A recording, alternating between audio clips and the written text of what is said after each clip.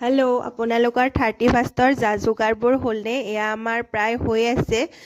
মা আৰু বৌয়ে ভিতৰৰবোৰ কৰি আছে, সৰু সুৰাবোৰ। আৰু এইফালে দাসে এটা ধুবুৰীৰ পৰাই আহোঁতে হাঁহ লৈ আহিছিল আৰু তেওঁ আহিয়ে একদম ড্ৰেছ চেঞ্জ কৰিয়ে হাঁহটো চেলোৱাত লাগিলে। তেওঁ পূৰা চাফ চিকুণ কৰি এয়া জুইত পুৰি আছে, জুইতে বনাব।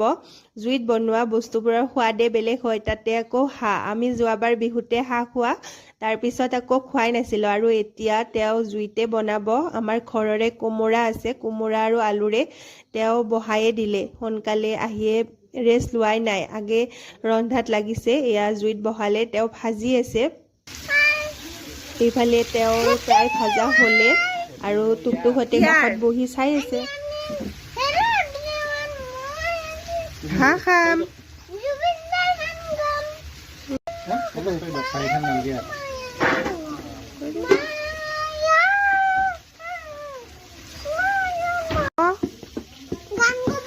বলেছ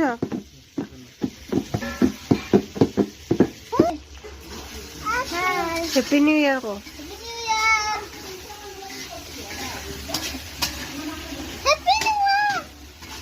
জিউ হেপী নিউ ইয়াৰ কৈ দিয়া।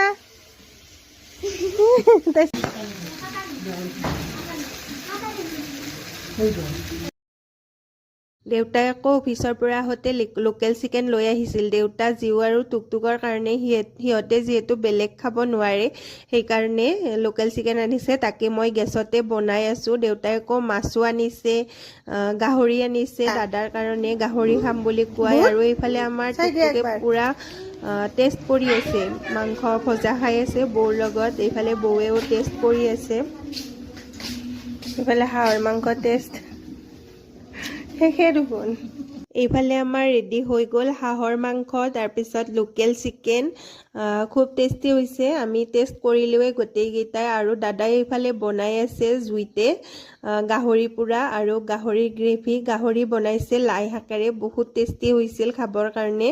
আৰু গাহৰি পোৰাও দাদাই বনালে, বহুত টেষ্টি হৈছিল। তাতে নেমু চেপি দিছে, তাৰপিছত জলকীয়া ধনিয়া এনেকৈ সানি গোটেইকেইটাই খালোঁ। আৰু এইফালে মাছো পুৰিছে দাদাই। দাদা আৰু মোৰ কাৰণে সিহঁতে ফ্ৰাই খাব, বাকীকেইটাই দাদা আৰু মই পুৰা খাম। মাছ পুৰাখিনিও বহুত টেষ্টি হৈছিল খাবৰ কাৰণে। আৰু মায়ে এইফালে ভাত চাত ৰেডি কৰিলে।